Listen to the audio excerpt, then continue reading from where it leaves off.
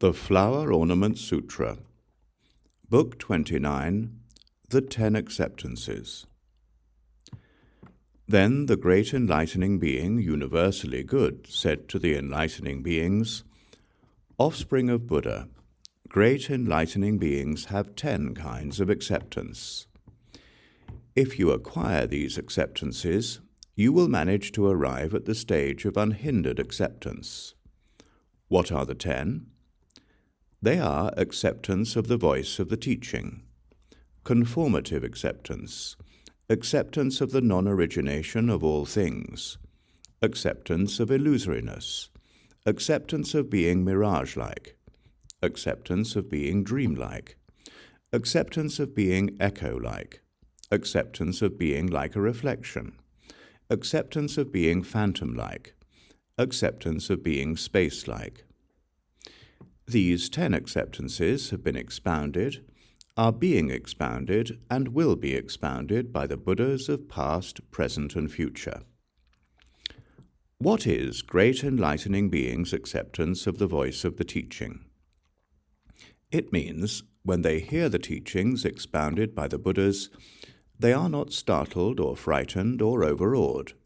They believe deeply, understand, appreciate, aim for, concentrate on, remember, practice, and abide by them. This is called great enlightening beings' acceptance of the voice of the teaching. What is great enlightening beings' conformative acceptance? It means they contemplate the teaching, investigate it, impartially conform to it without opposition, comprehend it, purify their minds, live correctly by the teaching, apply it, enter into it, and fulfill it. This is called great enlightening beings' second acceptance, that of conforming to the teaching.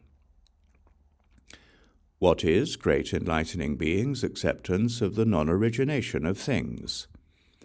These great enlightening beings do not see that there is anything at all that originates, and do not see that there is anything at all that perishes.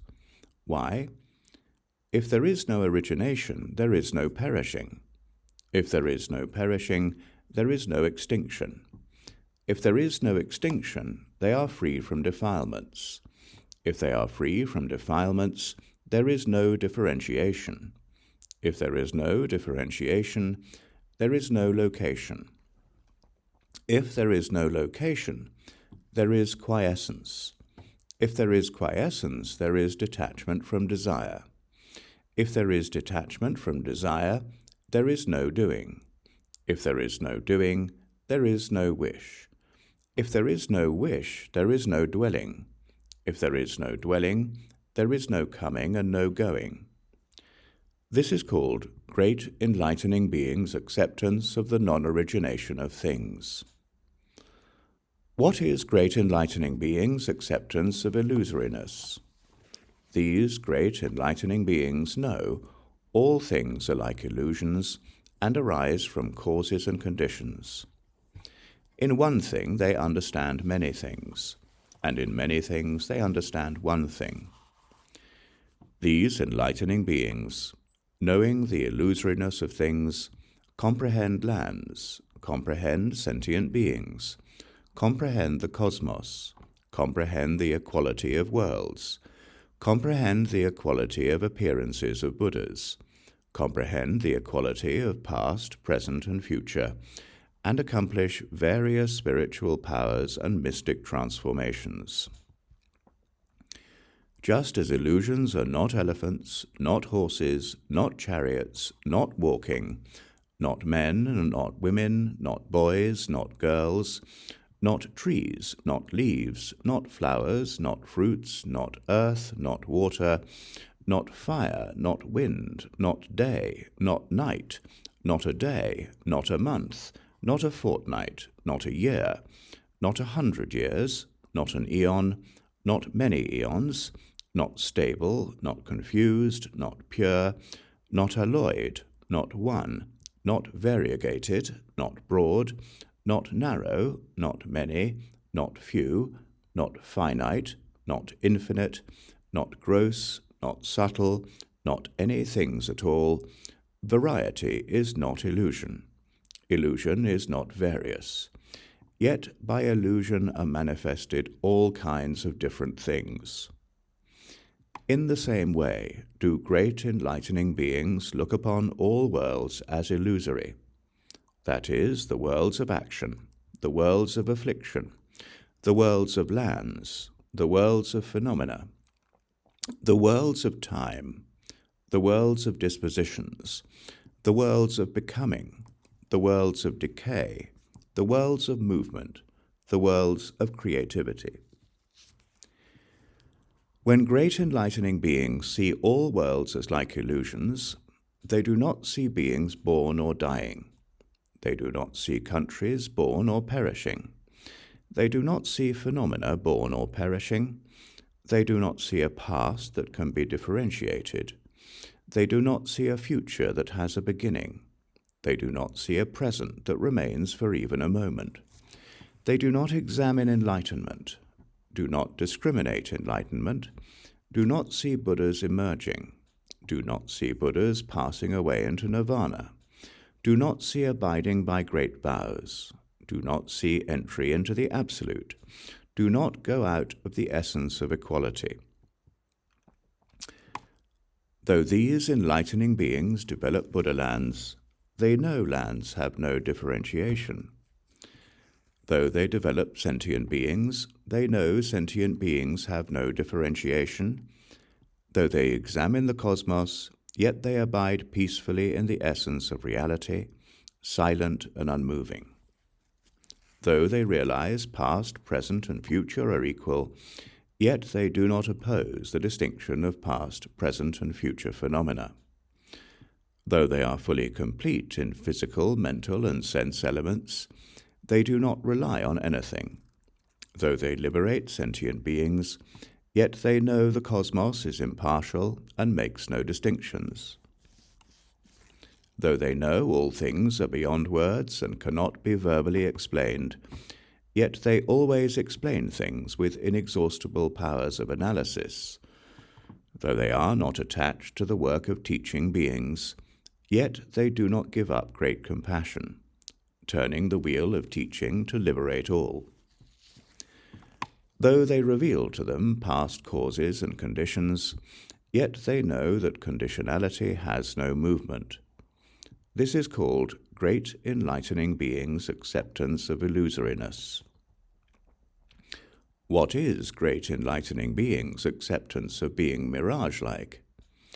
These great enlightening beings know that all worlds are like mirages. Just as mirages have no location, are not inside or outside, not existent or non-existent, not finite or eternal, not uniform or multiform or formless, but just expressed in conventional terms. In the same way, do enlightening beings truly see and know all things, actually realizing this of all things, attaining complete acceptance. This is called enlightening beings' acceptance of being mirage-like. What is great enlightening beings' acceptance of being dreamlike? Here, great enlightening beings know all worlds are just like dreams. Just as dreams are neither of the world nor apart from the world, not of the realm of desire, not of the realm of form, not of the formless realm, not arising, not disappearing, not defiled, not pure, and yet obviously manifest.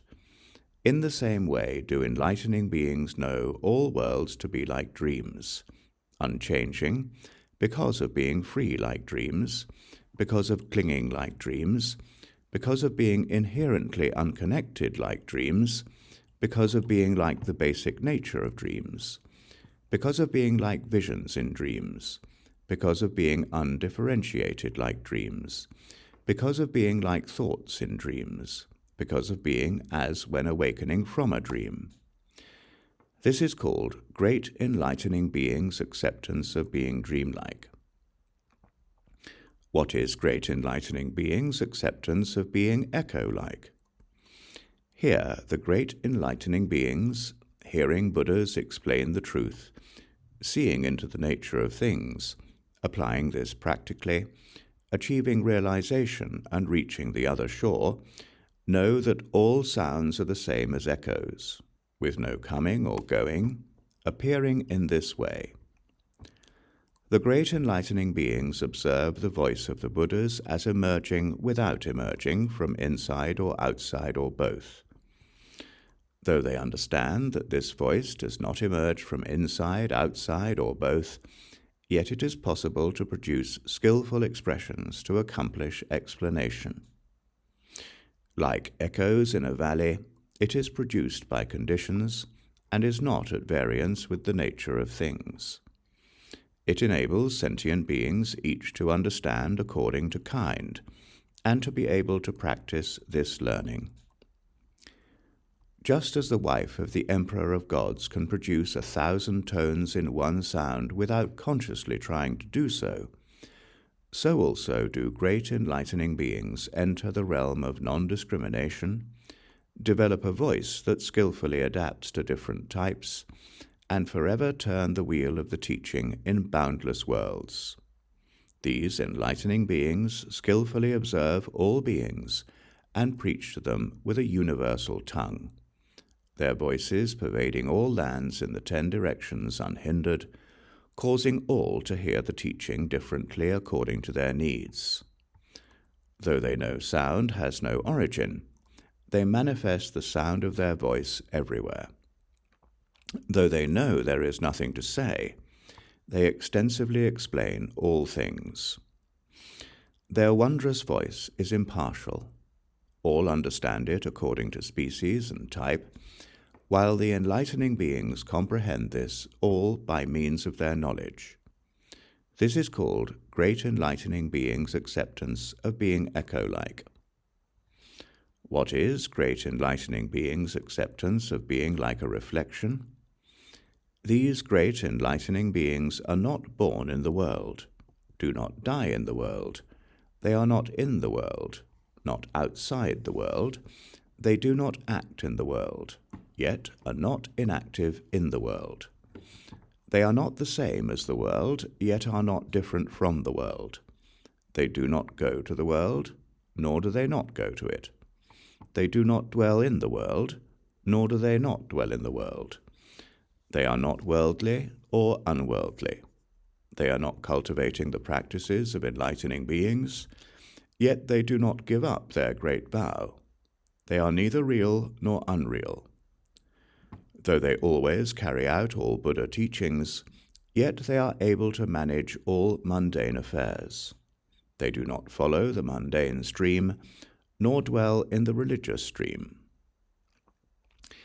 Just as the sun, moon, men, women, houses, mountains, rivers, springs, and so on, are reflected in anything clear, in oil, water, a jewel, a mirror, and so on, and the reflections are neither one with nor different from the oil, water, jewel, or mirror, are neither separated nor united, not flowing along in river currents, not sinking in lakes or wells, appearing therein without being affected, and people know that such and such a reflection is in such and such a place and not elsewhere, and though things far and near cast their reflections, there is no corresponding distance of the images from one another. Similarly, great enlightening beings know their own bodies and others' bodies are all spheres of cognition and do not understand them dualistically as self and others, and simultaneously appear in their own lands and other lands. Just as there are no roots, sprouts, stalks, nodes, branches, or leaves in a seed, yet it can produce these things, so also do great enlightening beings distinguish duality in that which is non-dual, their skill in means completely fluid and all-encompassing, without blockage. This is called great enlightening beings' acceptance of being like a reflection. When great enlightening beings achieve this acceptance, though they do not travel to the lands of the 10 directions, Yet they can appear in all Buddha lands, neither leaving here nor going there. They are like reflections appearing everywhere, unhindered wherever they go, causing sentient beings to see different bodies with the same appearance of solidity as the world. However, these differentiations are not differentiation. Difference and non-difference do not obstruct one another. These great enlightening beings are born from the lineage of the Buddhas. Their bodies, speech, and minds are pure and unimpeded, so they are able to acquire pure bodies of boundless forms. What is great enlightening beings' acceptance of being phantom-like? These great enlightening beings know all worlds are like phantoms. That is, all sentient beings are phantoms of mentalization, being created by consciousness and thought. All worldly realms are phantoms of acts and conditioning, being created by discrimination. All pain and pleasure are phantoms of delusion, being produced by arbitrary clinging. All worlds are phantoms of unreal phenomena, being made apparent by verbalization. All afflictions are phantoms of discrimination, being created by thoughts. There is also the phantom of pure pacification, being manifested by non-discrimination, the phantom of not changing through time, because of the equality of the uncreate. The phantom of enlightening beings' willpower, because of their extensive practices. The phantom of Buddha's great compassion, based on expedient demonstrations. The phantoms of means of teaching, being expounded by wisdom, expertise, and intellectual powers. Thus do enlightening beings know mundane and transmundane phantoms. They know them by direct experience, with extensive knowledge, boundless knowledge, factual knowledge, independent knowledge, true knowledge, incapable of being overturned by false views, going along with the events of the world without loss or corruption. Just as a phantom does not arise from the mind or from mental states, does not arise from action, does not experience consequences, is not born in the world, does not die in the world, cannot be pursued, cannot be grasped or touched, is not long-lasting, is not momentary, is not acting in the world, is not apart from the world, is not bound to one location, is not ubiquitous, is not finite, is not infinite, does not weary or rest, is not wearying or unceasing, not ordinary, not holy, not defiled, not pure, not born, not dead, not wise, not foolish, not seen, not unseen, not based in the world, not entering the reality realm, not clever, not dull, not grasping, not non-grasping, not birth and death, not nirvana, not existent, not non-existent. In the same way do enlightening beings course through the world by skill in means, cultivating the path of enlightening beings, knowing worldly phenomena, multiplying their bodies for phantom-like travel, not clinging to the world, not attached to their own bodies, not conceptualizing anything in the world or themselves, not dwelling in the world, not leaving the world, not dwelling on things, not aloof from things. Because of their fundamental vow, they do not abandon a single sentient being. They do not guide only a few sentient beings. They do not discriminate things, yet are not indiscriminate. They know the nature of things has no coming or going, and though they have no existence, they fulfill the Buddha teachings, knowing everything is like a phantom, neither existent nor non-existent. When great enlightening beings thus abide in acceptance of being phantom-like, they are able to fulfill the path of enlightenment of all Buddhas and benefit living beings. This is called enlightening beings' acceptance of being phantom-like. When great enlightening beings achieve this acceptance, like magicians, everything they do is phantom-like. They do not dwell on anything in any Buddha land, do not cling to the world, tirelessly proceed toward enlightenment without producing false ideas about the Buddha teachings, cultivate the practices of enlightening beings, and get rid of delusion. Though they have no body, yet they manifest all bodies. Though they have no abode, yet they abide in myriad Buddha lands. Though they have no form, yet they manifest myriad forms. Though they do not cling to ultimate truth, yet they clearly perceive the essential nature of things impartially and completely. These great enlightening beings, not relying on anything, are called liberated. Having shed all errors, they are called disciplined. Entering the congregations of all Buddhas everywhere without moving, they are called masters of spiritual power. Well versed in the truth of non-origination, they are called unregressing. Imbued with all powers, which even mountains cannot impede, they are called unobstructed. What is great enlightening beings' acceptance of being space-like?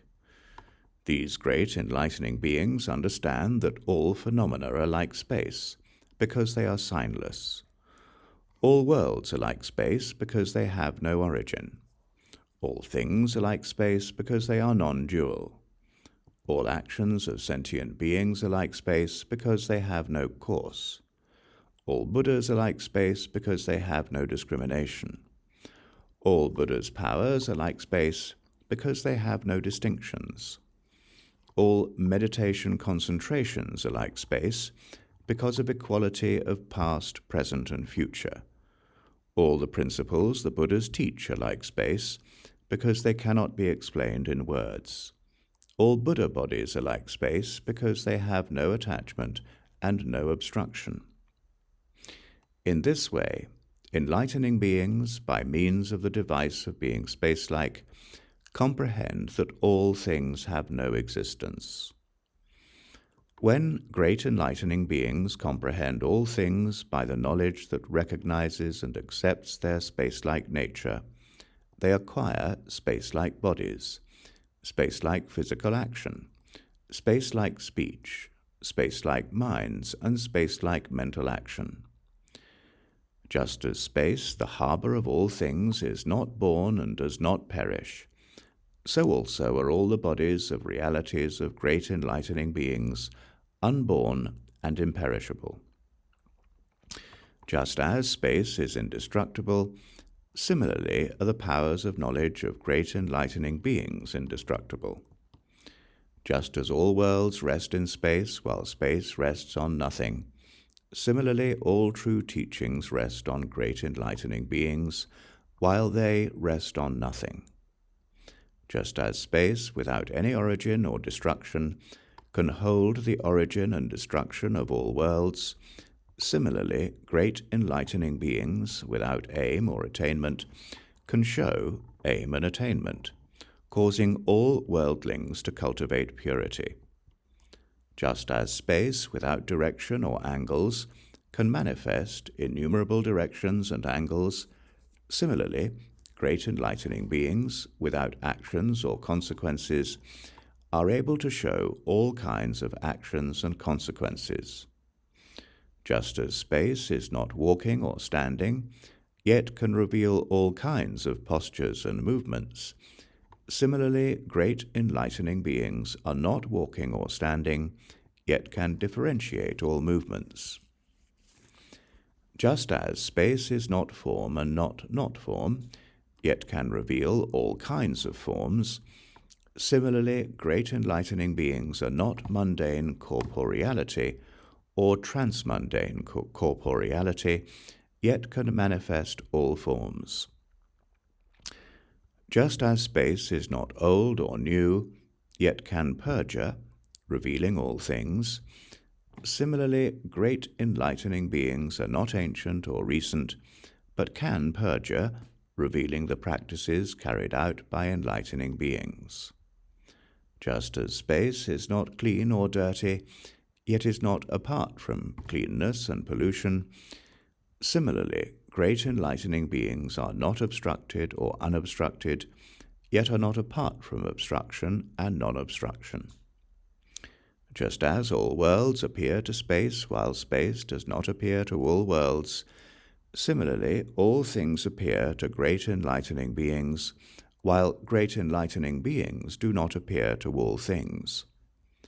Just as space penetrates everywhere without boundaries, similarly great enlightening beings penetrate all things, yet their minds have no boundaries. Why is this? Because enlightening beings' doings are like space.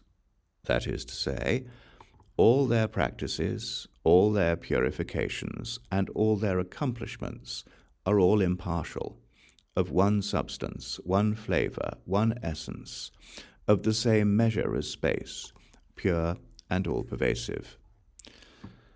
Thus do they witness and know all things without fabricated notions of things, purify all Buddha lands, perfect all supporting bodies, comprehend all realms without confusion, embody all powers which are indestructible, fulfill all virtues which are boundless, arrive at the realm of all profound truths, master the paths of all ways of transcendence, sit on all adamantine seats of enlightenment everywhere, utter all voices adapting to all species, and operate the cycles of the teaching for all worlds according to proper timing. This is called great enlightening beings' acceptance of being space-like. When great enlightening beings attain these acceptances, they acquire a body that does not come from anywhere because it does not go anywhere. They acquire a birthless body, having no extinction. They acquire a motionless body, having no disintegration. They acquire an insubstantial body, being beyond falsehood. They acquire a uniform body, being formless. They acquire an infinite body, the power of Buddhahood being infinite. They acquire an impartial body, being the same characteristic of thusness. They acquire an undifferentiated body, seeing past, present, and future as equal. They acquire a body that reaches everywhere, their pure eye perceiving equally, without obstruction. They acquire a body free from the realm of desire, knowing that all phenomena neither form nor dissolve. They acquire a body as boundless as space, their store of virtue being as inexhaustible as space.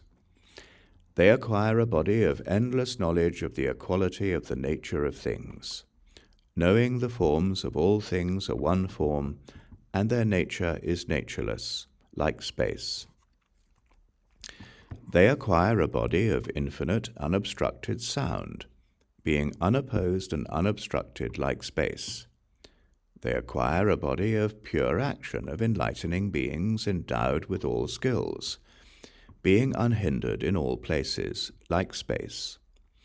They acquire a body of continuity of succession of the oceans of all Buddha teachings, because, like space, they cannot be brought to an end. They acquire a body manifesting infinite Buddha lands within all Buddha lands, being free from greed and attachment, unbounded as space. They acquire a body ceaselessly manifesting all aspects of miraculous power, being boundless as the sky and ocean. They acquire a body of indestructible, durable strength, sustaining all worlds like space. They acquire a body with all senses clear and sharp, indestructible as adamant, because, like space, they cannot be burned by the fires that end an eon. They acquire a body of power to hold all worlds, their power of knowledge being like space. These are called the 10 acceptances of enlightening beings. Then the great enlightening being, universally good, in order to restate this teaching, spoke these verses. Just as people of the world, hearing of a mine of jewels, become glad at heart because they can obtain them, so enlightening beings, endowed with great wisdom, hearing the Buddha's teaching, the most profound character of nullity, become calm at heart when they hear this teaching. They are not startled or frightened, nor are they overawed. Great beings seeking enlightenment, hearing this grandiose message, minds pure, able to accept, have no doubt about it. Thinking to themselves that by hearing this exceedingly profound and subtle teaching, they will become omniscient, guides of heaven and earth, enlightening beings hearing this message are very glad at heart. Producing steadfast determination, vowing to seek the Buddha's truths, because they incline to enlightenment, their minds are gradually tamed. It causes their faith to grow, not repudiating truth.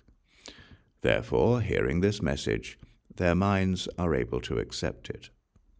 Immutable, stable, they cultivate enlightening practice.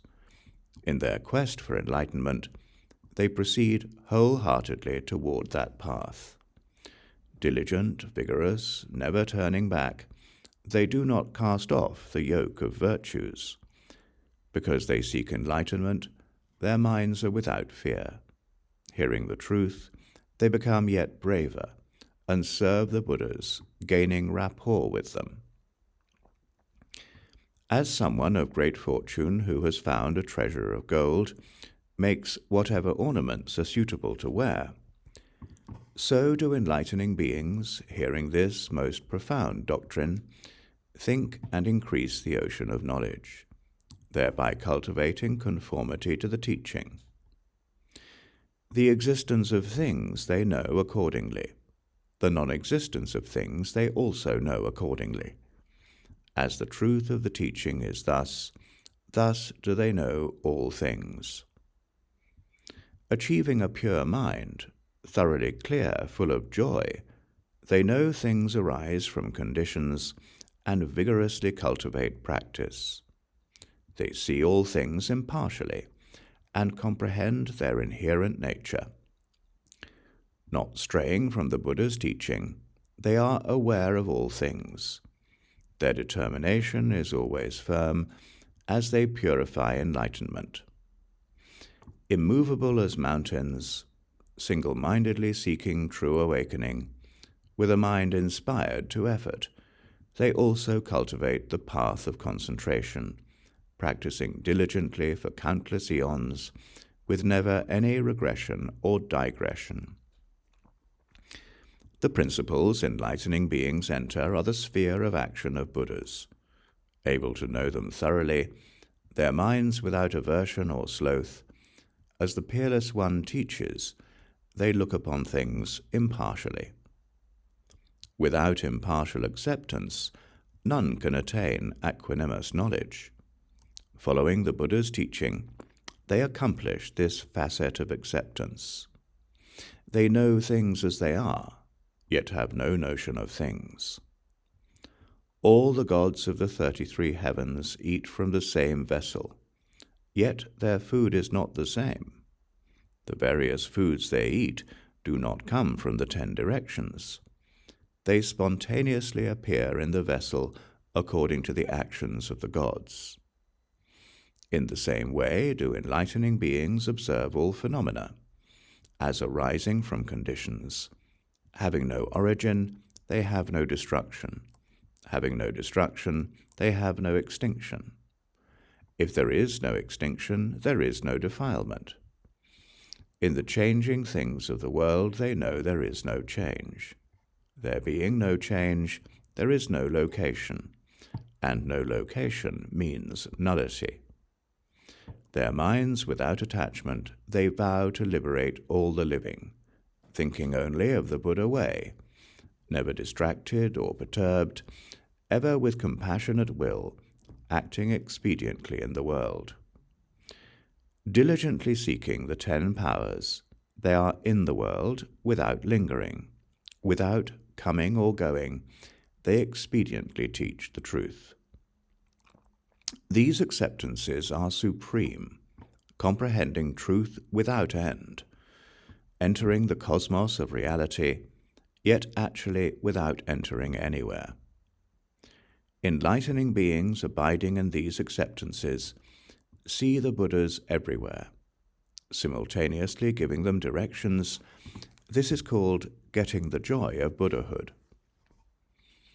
They comprehend the nullity and purity of all things of all times, yet can influence sentient beings into the path of virtue. The various things of the world are all illusory. If one can know this is so, one's mind will be unshakable. All acts are born from mind. Therefore it is said, mind is like magic. If one gets rid of this false imagination, one extinguishes all paths of existence. Just as a skillful magician causes forms to appear, causing the masses to crave them in vain, while they ultimately get nothing, so also is the world. All in it is illusion, without essence or origin, yet appearing variously. Liberating living beings, letting them know things are illusory, living beings too are not other than illusion. On comprehending illusion, there are no living beings. Living beings and lands, all things there are in all times, in the same way, without exception, are all illusory. Making illusory forms of men and women, elephants, horses, cattle and sheep, horses, ponds, springs and such, gardens, groves, flowers and fruits, illusory things have no awareness and also have no abode. Ultimately, of the character of nullity, they only appear according to imagination. Enlightening beings are able to see things of the world this way. All things, existent and non-existent, they realize are illusions. Living beings and lands are made by various acts. Entering the realm of illusion, they have no attachment therein. Thus, attaining skillfulness, they are tranquil, free from folly. In the state of non-obstruction, manifesting great power everywhere, the courageous offspring of Buddha accordingly enter the sublime teaching. Accurately perceiving all conceptions as wrapping up the world in their mesh, the conceptions, like mirages, causing beings to misunderstand. Enlightening beings, knowing conceptions well, get rid of all delusions. Living beings, each different, are not the same in form and type. Enlightening beings understand these are all conceptions, all without true reality. All beings in the 10 directions are shrouded by conceptions. If they would give up erroneous views, they would end their conceptions of the world. The world is like a mirage, differentiated because of conceptions.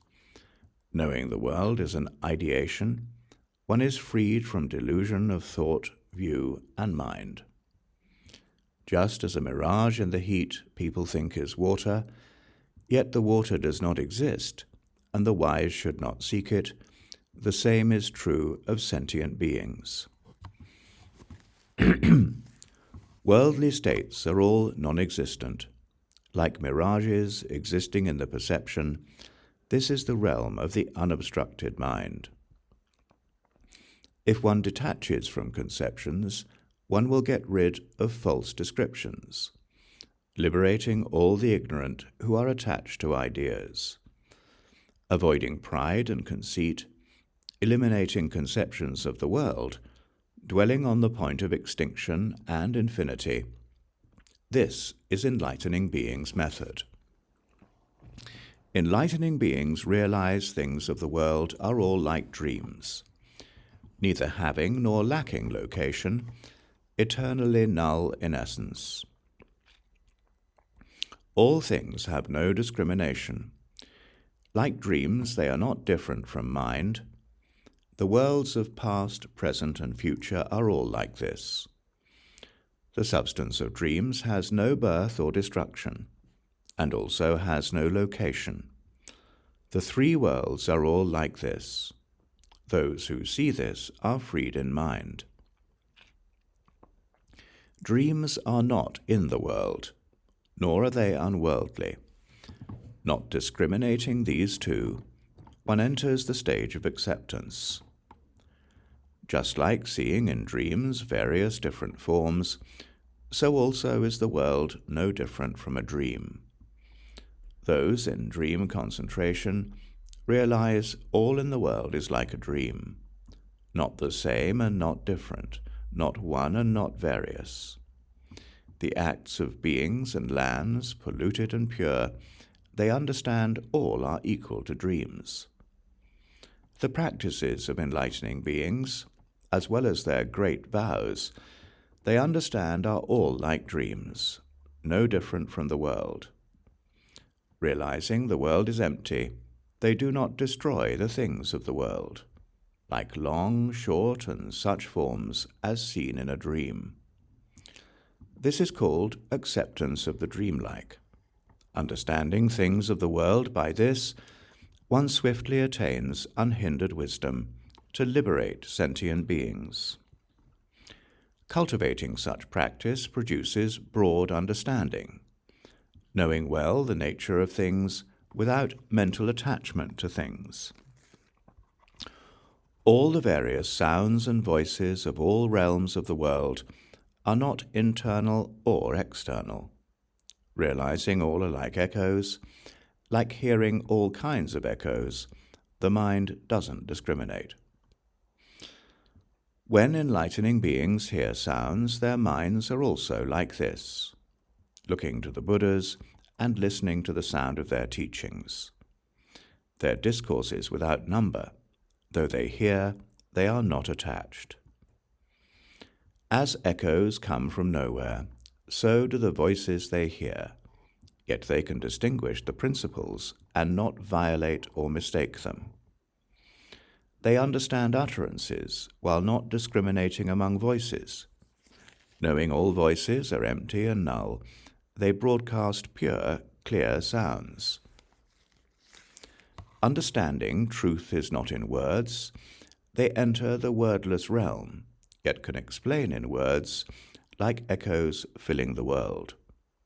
They know the ways of speech and are vocally well equipped. While knowing the nature of sound is null, they speak the language of the world. According to the voice of the world, they show the same differentiations, their voice pervading everywhere, awakening living beings. Enlightening beings, attaining this acceptance, influence the world with a pure message, skillfully explaining past, present, and future, without attachment to the world. Because they want to help the world, they single-mindedly seek enlightenment, while always entering the nature of things without discriminatory thought therein. They see all worlds to be null, devoid of intrinsic nature, yet always cultivate practice intently in order to benefit beings. Not dwelling in the world, not leaving the world, they do not rely on anything in the world. Reliance cannot be found. They know the nature of the world and are not attached to that nature. While they do not rely on beings, they teach beings to transcend. They know the inherent nature of everything in the world. Understanding things are not dual, they still have no attachment to non-duality. Their minds are not apart from the world, nor do they dwell on the world. It is not outside the world that they cultivate all knowledge. Just as reflections in water are not inside or outside, enlightening beings seeking enlightenment know the world is not the world. They do not dwell in or leave the world, because the world is inexplicable, and they are not inside or outside, appearing in the world like reflections. Entering this profound truth, they are thoroughly purified. Not giving up their original vow, they are radiant lamps of wisdom. Worlds without bound, their knowledge enters all equally. Edifying beings everywhere, they cause them to give up attachments. Contemplating the most profound truth, aiding living beings, henceforth they enter into knowledge and cultivate all its ways. Enlightening beings examine all things, clearly realize all are like phantoms, and carry out phantom-like practice, never giving it up. Conforming to phantom-like nature, they practice the way of enlightenment. All things are like phantoms, and so is enlightening beings' practice. All worldly realms and infinite acts are equally phantom-like, ultimately resting in nullity. The Buddhas of all times are all like phantoms too. Originally vowing to perform certain deeds, they metamorphose into Buddhas. Buddhas liberate phantom beings by great kindness and compassion. The liberation is also phantom-like. By phantom power they teach them.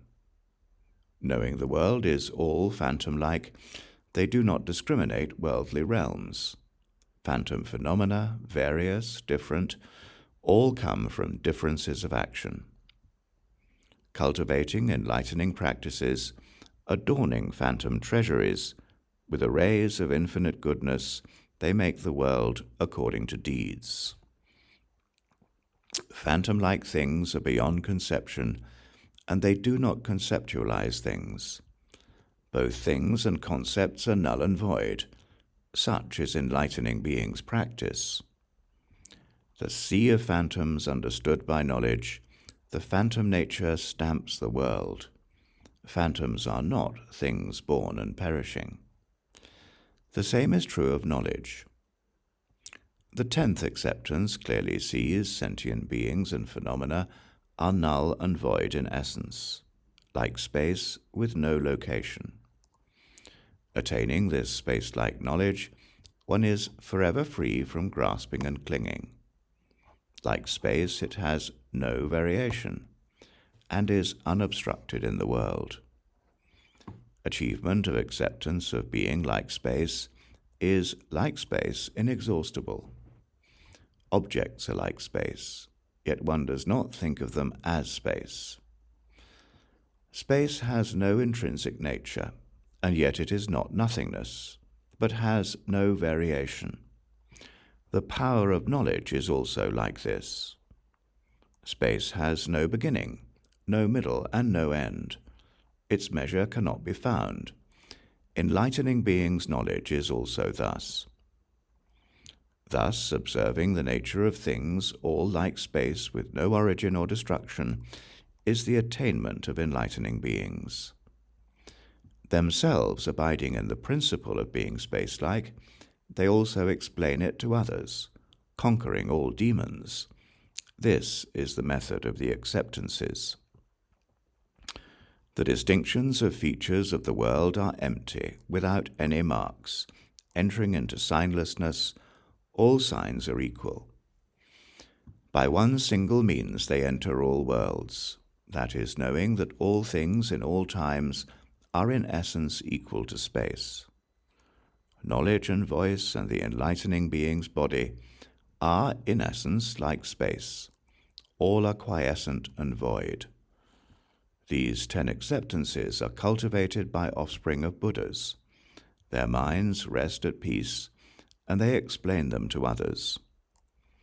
Learning them well, they develop great power. The powers of truth and knowledge become means to enlightenment.